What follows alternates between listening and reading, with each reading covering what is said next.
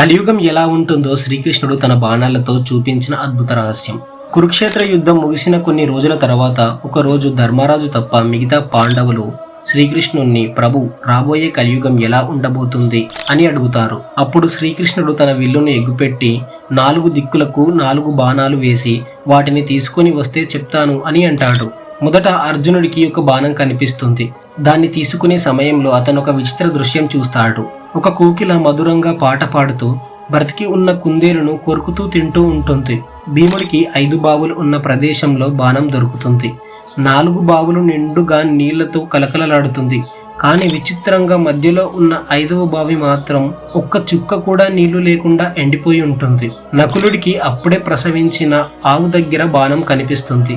ఆ ఆవు తన దూడను ప్రేమగా నాలుకతో నాకుతూ ఉంటుంది. కానీ అలా చేయడం వల్ల తన దూడకి గాయం అవుతున్నా సరే ఆపకుండా అలాగే నాకుతూ ఉంటుంది. సహదేవుడికి బాణం ఒక పర్వతం దగ్గర కనిపిస్తుంది.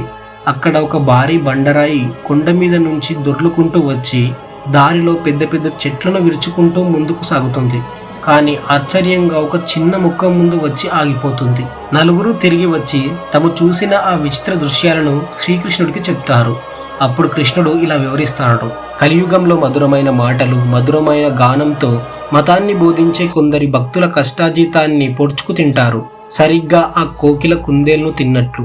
కొంతమంది అధిక సంపద ఉన్నప్పటికీ పేదవారికి సహాయం చెయ్యరు. ఆ నీలబావిలాగా అతి ప్రేమ పేరుతో పిల్లలను గారాబంగా పెంచి వారి జీవితాలని తల్లిదండ్రులే నాశనం చేస్తారు. ఆవు దూడని గాయం చేసినట్లుగా ఒక మనిషి చెయ్యగలిగే నీచమైన పనులన్నీ అదుపు లేకుండా చేసుకుంటూ వెళ్తారు.